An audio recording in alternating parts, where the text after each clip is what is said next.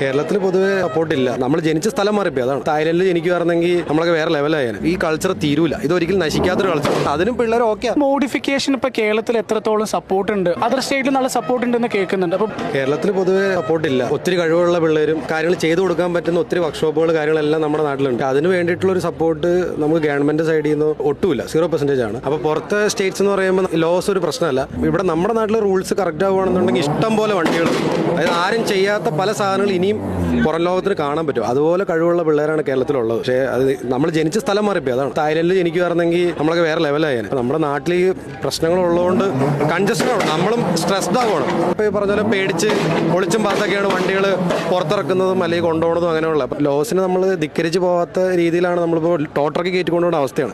എത്ര strict rule വന്നാലും ഈ കൾച്ചർ തീരൂല, ഇതൊരിക്കലും നശിക്കാത്തൊരു കൾച്ചർ. വണ്ടി റോഡിൽ ഇറക്കാൻ പറ്റിയില്ലെങ്കിലും വീടിന്റെ മുറ്റത്ത് പണിതിടുന്ന ഒരു ലെവലിലേക്കായി. അതിനും പിള്ളേർ ഓക്കെ. കാരണം വണ്ടി പുറത്തിറക്കിയാലും കുഴപ്പമില്ല, നമുക്ക് വീട്ടിൽ പണിതിടാം. പുറത്തിറങ്ങി രാവിലെ വന്ന് കാണുമ്പോൾ ഒരു മോട്ടിവേഷൻ. ഈ ലോ മാറണം എന്നാണ് എല്ലാവരും ആഗ്രഹിക്കുന്നത്. എനിക്ക് തോന്നണില്ല ഇവിടെ അത് സംഭവിക്കുമെന്ന്.